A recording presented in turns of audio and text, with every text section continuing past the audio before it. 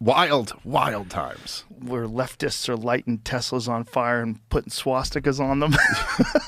And that's the calmest they've been in years. Like, this is actually for them probably the best. It's so weird how these people are so easy to wind up and get them to do what you want them to do. Just put a narrative out there. You're a good person if you go do this, and they just go run out and fucking cause chaos. And it's the most. I mean, look, it's not like as much chaos as say like the Black Lives Matter protest in 2020 or something. But the one about the test, it's like you're destroying electric cars, Which are mostly owned by liberals. Yeah, like, but I thought you've been telling me for so long that this is going to save the world. Like, the importance on going green was that we're all going to die unless we do it. And now you're taking the most successful electric car company and trying to destroy them because for the crime of pointing out that maybe the $7 trillion that our federal government's spending has a wee bit of corruption in it. You know, like maybe we could cut some of that. It's so, I don't know. It's so, on every level, it's just so surreal. It is surreal. It feels fake.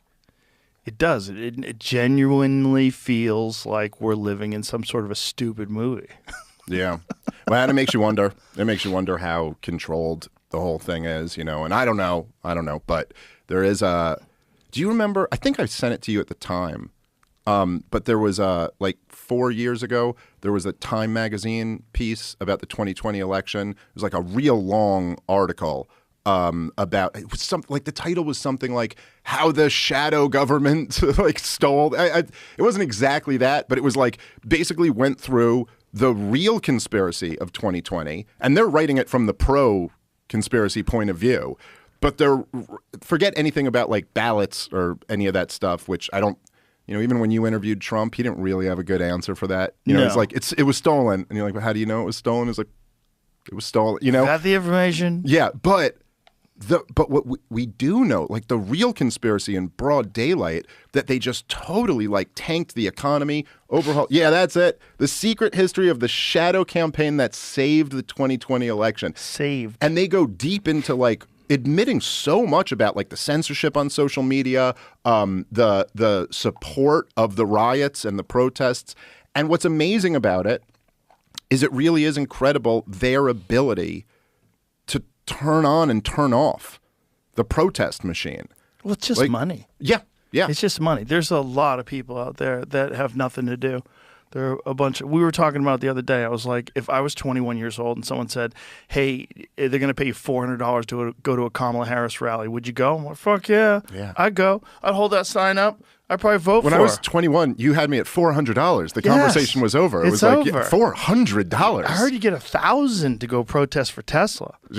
Can I sneak in both of those? Can we do one? Yeah, $1,400 in a day, dude. Nice. Yeah, I was thrilled when I was 25 to make like $75 at the comic strip or something Yeah. like that. So yeah, but also it's a, you know, it's like, and that's kind of like the whole CIA deep state game, is it's always moving around the margins. You know, like if there's, because like when I, you know, on the show I've talked about a bunch, like the Maidan Revolution in Ukraine. Mm-hmm. And when I'd say like this was a U.S.-backed coup against a democratically elected president, the response I'd get from people who disagreed with it would always be like, oh, you're denying the agency of the Ukrainian people? Because like, look at these pictures. There's all these Ukrainian people in the streets. And you're like, well, yeah, but the U.S. poured $100 million into that street protest. Like, you think that made a difference a little bit, you know? And so, like, it's not that there weren't real people there. Sure. But, man, you want to keep a protest going through the Ukrainian winter,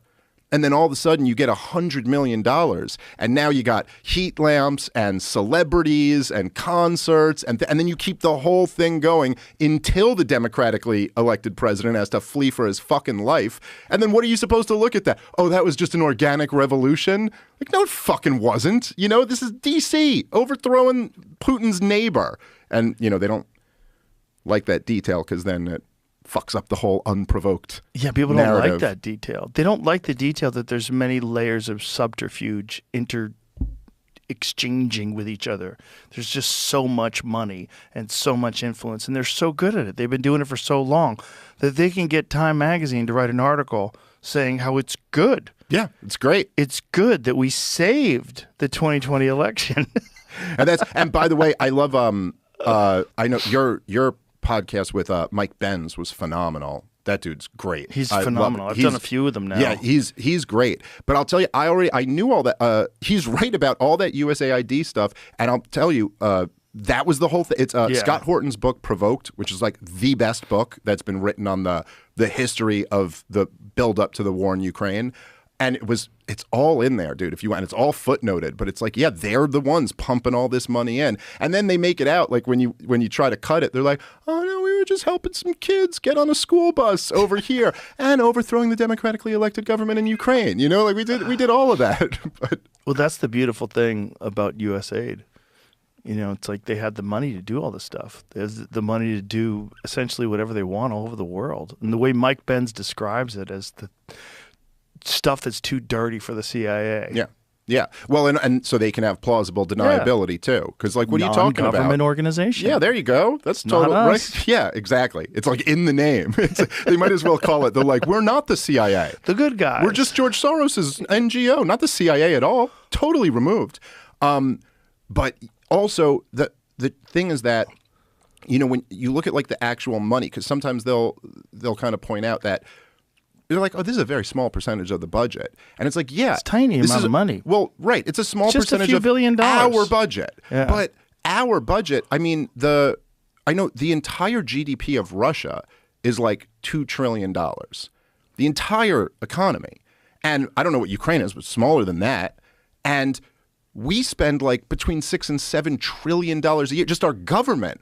So when you're talking about flooding in $100 million, flooding in a few billion, I think like it's like $5 or $6 billion since '91 we've put into Ukraine. That may not sound like that much money in the context of America, the biggest economy or the second biggest economy in the world. But politically, in a small country like Ukraine, that moves mountains. That changes the entire landscape when the world empire is pumping that type of money in.